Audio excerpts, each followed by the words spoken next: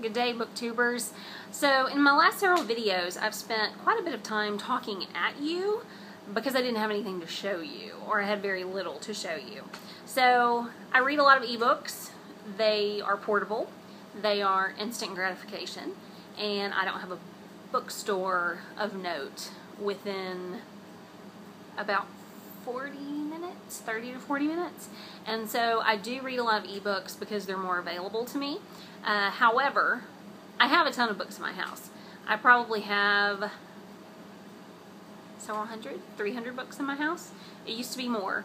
I culled quite a bit, and I gave away some books and sold some books to Half Price Books, which is a used bookstore in this area of the U.S. So I wanted today to actually do a post that I want, specifically something I could show you. And so, embarrassingly enough, I went back through my shelves and I pulled off books that I would say have been on my shelves the longest. So it's a fair estimation to say that some of these books have been on my shelves for 10 plus years. Some probably closer to 20. I'm 32 now, and so some of these I would have probably bought early college, 18, 19, 20. So yeah, a good 12-ish years, and some probably more than that. So it's sad, really, that I haven't read them, and it's for varying reasons. So let's just jump right into it. The first book that I've had on my shelf for a really, really long time is Northanger Abbey by Jane Austen. I do enjoy Jane Austen a great deal. I've read Pride and Prejudice, Emma. I've started Sense and Sensibility and Persuasion, though I have not finished those. Excuse me. And Northanger Abbey has been on my shelves probably since high school. It is the most satirical of Austen's novels, from what I understand. It's a cautionary tale, always a comedy of manners. And as I understand it, this one is also a satire of a Gothic novel. And you'll find in my stack here in general that there is a lot of the sinister and there is a lot of the Gothic. It manifests itself in different ways. So you'll see that over and over again. I also have A Tree Grows in Brooklyn by Betty Smith, and I've heard innumerable people tell me that I have to read this book. The most prominent among them is my buddy Heather from capriciousreader.com, and you'll see that she feeds my addiction quite a lot. I have quite a few books that Heather has gifted me, and I have a box of things I need to send her now. And as I was looking back through this book, I found a postcard, because this was not the original copy of A Tree Grows in Brooklyn that I owned. Heather sent it to me after I lost the first copy in a move. And so I found this little postcard that she had stuck inside the book that I'd forgotten about. And on the back it says, "Read me. I promise I am a great book." And then at the bottom there's a little footnote that says, "Sorry, it's written in a little bit." So I'm really excited to read this book. I've started and stopped several times around page 50, and I don't know why. It's about a young girl in the Williamsburg area of Brooklyn, which were slums, from 1902 to 1919. Her name is Francie, and she is a book person. And she has a brother named Neely, and they have a father who is an alcoholic. And so, from what I understand, it's quite a sad story in spots, but that Francie is a great character and a great protagonist. So I'm really excited to get off my butt and read that one. On a different note, we have A Great and Terrible Beauty by Libba Bray, a YA novel, and I've never read any of Libba Bray's stuff, I don't think. I started Going Bovine and I couldn't get into it, so that's the only experience that I have with Libba Bray, aside from, her Twitter, her blog, things like that. Gemma is in boarding school. She originally lives in India. She's prone to visions of the future that have an uncomfortable habit of coming true. So there's definitely, sort of that neo-Victorian, YA Victorian supernatural thing going on, which you'll see in a lot of the books that I enjoy or that I buy and don't read. It's very sad. We also have Never Let Me Go by Katsuo Ishiguro. And I've never read any of his work either. I've started and stopped this one as well, just because I've had it for so long. I do know a good bit about it. Kathy, Ruth, and Tommy are students at an exclusive boarding school, and all I know is that they're special. they're very special somehow. They have, you know, I don't know if it's abilities or what. I think I actually saw a spoiler several years ago, and it's been so long that I forgot what the spoiler was. Yeah. I Capture the Castle by Dodie Smith, and I'm probably most ashamed that I haven't read this book. Everybody loves this book. I am almost certain that I will love this book, and it's a beautiful edition, and I have no reason to have not read it. It actually has a bookmark in it on page 17, and I have no idea what happened in those 17 pages except the protagonist, Cassandra, is writing in her journal while sitting with her feet in the sink or something. So as I recall, their family is more or less destitute, but they live in this crumbling castle, and her father is an out-of-work writer, and she wants to be a writer, and she is practicing over the course of 6 months through her journal entries to hone her writing skills. So that's totally up my alley. That's something I would love, so I have no idea why I haven't read it. Next, we have The World According to Garp by John Irving, and I've only read one Irving novel, and it is one of my top 2 books of all time. The Cider House Rules. Yeah, The Cider House Rules. I can never remember if it has a "the" in the front or not. But I loved that book. It was completely immersive. It really drew me in and grabbed me by the hair, and I still think about those characters from time to time.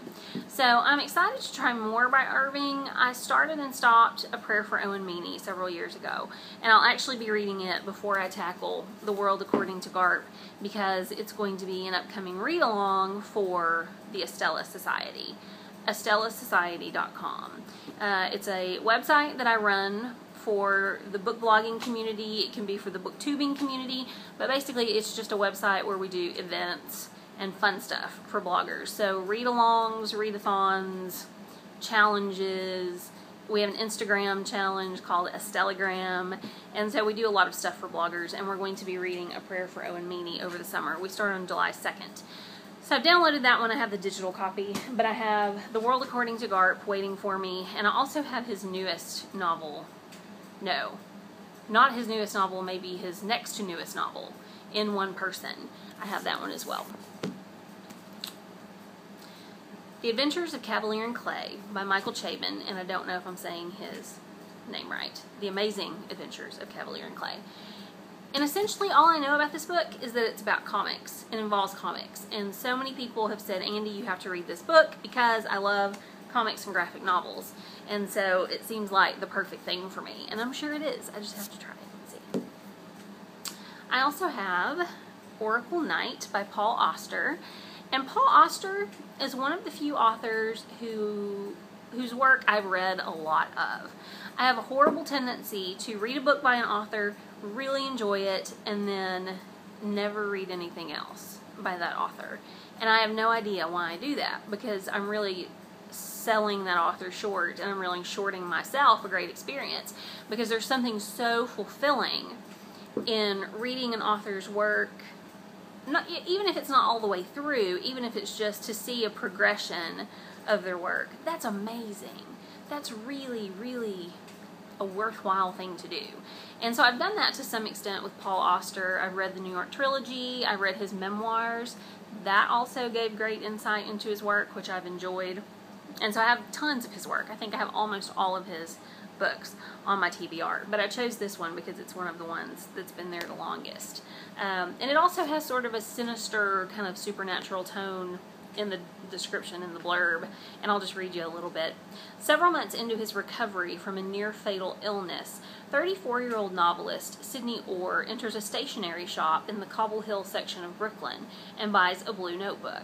It is September 18th, 1982, and for the next 9 days, Orr will live under the spell of this blank book, trapped inside a world of eerie premonitions and bewildering events that threaten to destroy his marriage and undermine his faith in reality.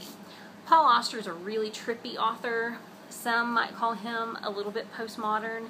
He likes to play with the reader a little bit and kind of break down the walls between author and reader, and I find that endlessly fascinating. So if you get an opportunity to read the New York Trilogy, I absolutely recommend it.